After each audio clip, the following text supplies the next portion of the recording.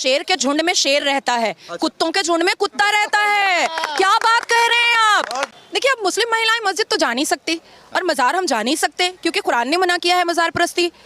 तो मंदिर क्यों ना आऊं मैं? इस्लाम किसी के बाप की बपौती तो है नहीं, किसी के बाप की जागीर तो है नहीं कि कोई एक दाढ़ी टोपी वाला आएगा और मुझे कहेगा कि नाजिया ने पूजा कर दिया तो अब नाजिया मुसलमान नहीं है या नाजिया अपना नाम चेंज कर लो। मैं जिन्ना को मानूं? मैं थूकती हूँ पाकिस्तान पर? मैं नहीं मान सकती पाकिस्तान को। और जिन मुसलमानों को भी इतनी मोहब्बत है पाकिस्तान वालों से, दरवाजा खुलवा देती हूँ, चले जाएं, आटा और चावल का लाइन लगा ले। हाँ दोस्तों, भारत की बेटी नाजिया इलाही खान शिव जी के मंदिर में जाती है, उसके बाद इंटरव्यू देती है और भाई जिसको पाकिस्तान जाना, दरवाजे खुले नहीं है पाकिस्तान के दरवाजे खुले हैं, पाकिस्तान के लिए भाई दरवाजे खोल रही है नाजिया जी। वहां पे मत जाइए भाई, वहां के तो भिखारी खुद जा रहे हैं बाहर। तो वीडियो को देखिए, हमारी बहन क्या करी, वीडियो के बाद बात करें। वीडियो शुरू करते हैं। हाँ जी, मंदिर आई थी, दर्शन करने। हाँ दर्शन करा मैंने, मैं अंदर गई और दर्शन किया है, पूजा की है। बहुत अच्छा लगा, बहुत बहुत अच्छा लगा। इतना सुकून लग रहा है कि मैं आपको बता नहीं सकती हूँ। आपको तो लग रहा है, लेकिन एक दूसरी तरफ सुकून नहीं होता। देखिए, अब मुस्लिम महिलाएं मस्जिद तो जा नहीं सकती और मजार हम जा नहीं सकते क्योंकि कुरान ने मना किया है मजार परस्ती। तो मंदिर क्यों ना आऊँ मैं? और मैं तो अल्लाह और भगवान के बीच में कोई डिफरेंसेस पैदा ही नहीं करती।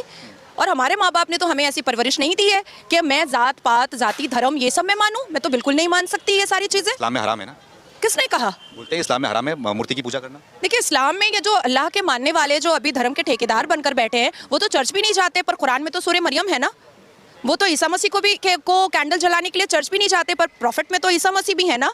तो क्यों नहीं जाते हैं? फिर कुरान से सूरह मरियम हटा दिया जाए ना, क्योंकि सूरह मरियम तो पढ़ाया जाता है। और खास करके मुस्लिम महिलाएं जब प्रेग्नेंट होती हैं तो उनको कहा जाता है कि सूरह मरियम पढ़ें ताकि लेबर पेन में आराम होगा। और भी बहुत सारी चीज़ें बताई जाती हैं। तो जब सूरह मरियम हम कुरान में पढ़ सकते हैं तो हम चर्च क्यों नहीं जा सकते हैं? और मैं कहना चाहती हूँ कि काफिर बोलना ना बंद कर दें ये धर्म के ठेकेदार, हिंदुओं को बंद कर दें। क्योंकि ये जो सनातन धर्म है ना, इसने हमेशा माफ़ी की बात कही है, इसने हमेशा अच्छाई की बात कही है, इसने हमेशा इंसानियत की बात कही है। जिहाद, तलाक, ये सारी बातें नहीं कही है सनातन धर्म ने। तो मैं क्यों ना मानूं इस धर्म को? और देखिए, इस्लाम किसी के बाप की बपौती तो है नहीं, किसी के बाप की जागीर तो है नहीं कि कोई एक दाढ़ी टोपी वाला आएगा और मुझे कहेगा कि नाजिया ने पूजा कर दिया तो अब नाजिया मुसलमान नहीं है या नाजिया अपना नाम चेंज कर लो। मेरा नामकरण करने वाले, मेरा नाम रखने वाले ये कौन नए लोग हैं? मैं तो इनको नहीं जानती। मेरा नाम मेरे माता पिता ने रखा है और इस नाम के साथ और इस इस्लाम धर्म के साथ मैं हनुमान मंदिर भी जाऊँगी, मैं शिव मंदिर भी जाऊँगी, मैं सब कुछ करूँगी, मैं गंगा स्नान भी करूँगी, सब कुछ करूँगी। मैं देखना चाहती हूँ कि वो कौन धर्म के ठेकेदार हैं जो ना कुरान मानते हैं ना और सिर्फ हदीस और जिन्ना के बनाए हुए 1937 के शरिया लॉ को मानते हैं। मैं क्यों मानूंगी? मैं नहीं मानूंगी जिन्ना के बनाए हुए 1937 के शरिया लॉ को। और मुझे कोई मानने पर मजबूर भी नहीं कर सकता है। मौलवी भी नहीं? मौलवी भी नहीं। मैं जिन्ना को मानूं? मैं थूकती हूँ पाकिस्तान पर? मैं नहीं मान सकती पाकिस्तान को। और जिन मुसलमानों को भी इतनी मोहब्बत है पाकिस्तान वालों से, दरवाजा खुलवा देती हूँ, चले जाएं, आटा और चावल का लाइन लगा ले। हिंदुस्तान में वंदे मातरम अगर ना बोल सकते हैं, हिंदुस्तान के नेशनल एंथम पर अगर खड़े नहीं हो सकते हैं, हिंदुस्तान के संविधान को अगर मुसलमान नहीं मान सकते हैं, तो आपके बाप की बपौती या अम्मा का जहेज नहीं है हिंदुस्तान। इस भूमि पर और इस धरती पर अगर रह रहे हैं, यहाँ से कमा रहे हैं, यहाँ पर सुरक्षित है, तो इस भूमि और इस धरती को सम्मान देना पड़ेगा, मान देना पड़ेगा, मर्यादा देना पड़ेगा। भारत में G20 समिट हुआ, सक्सेसफुल हुआ यहाँ पर, लेकिन इसका असर पाकिस्तान में दिखाई दिया। नरेंद्र मोदी सऊदी के प्रिंस से जब गले मिल रहे थे तो पाकिस्तान में एक तरफ पसीना छूट रहा था। कैसे देखते हैं इसे आप? देखिए, मुझे टारगेट करना आसान है।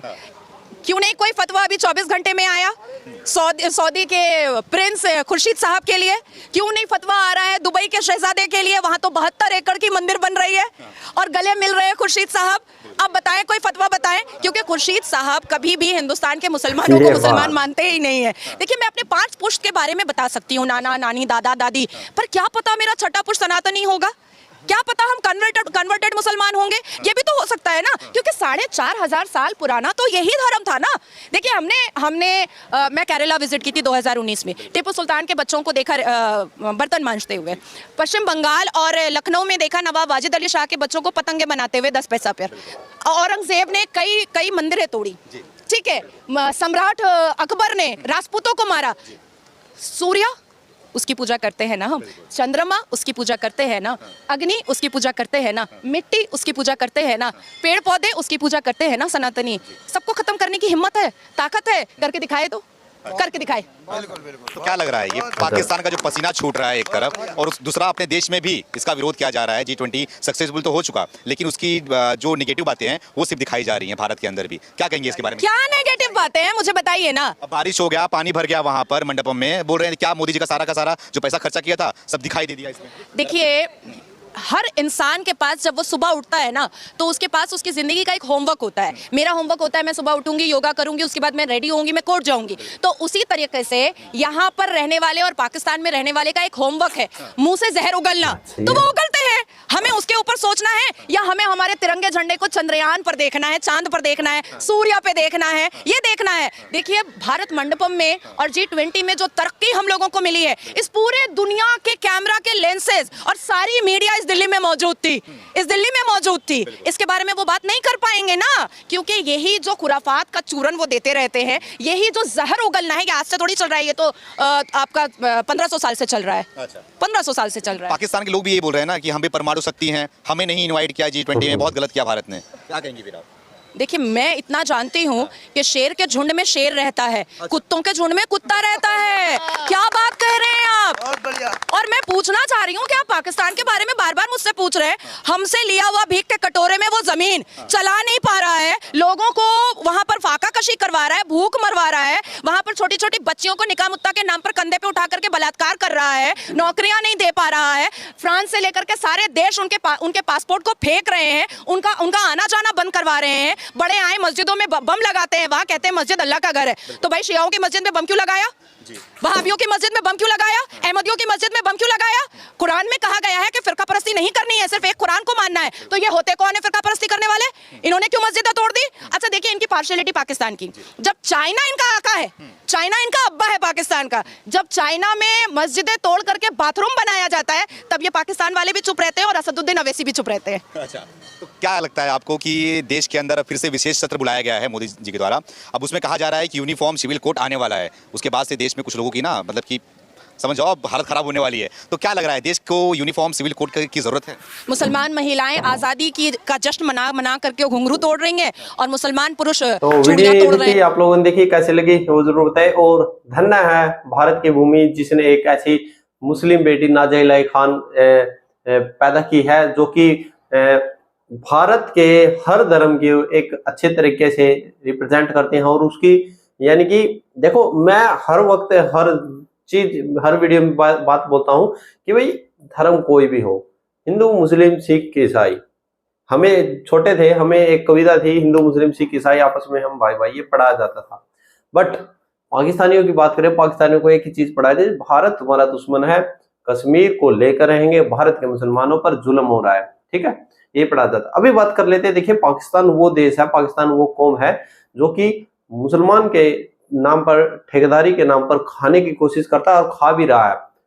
मुसलमान को मार भी रहा है।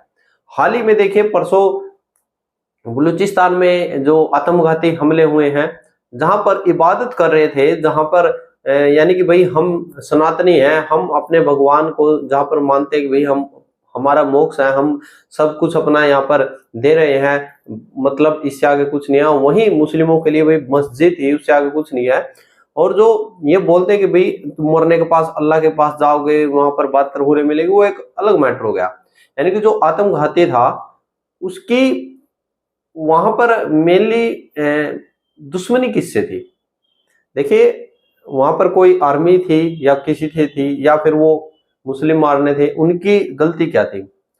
जो अल्लाह का नाम लेकर बोलते हैं, उस यानी कि वो तो भाई मुस्लिम तो छोड़िए, वो तो इंसान ही नहीं है, वो उसी के अंदर जाकर उसी अल्लाह के घर को उसने वहां पर मस्जिद को उड़ा दिया। थू है ऐसी कौम पर और ऐसे पाकिस्तान पर। आप लोग क्या रहे कमेंट सेक्शन में। जय हिंद, जय श्री राम।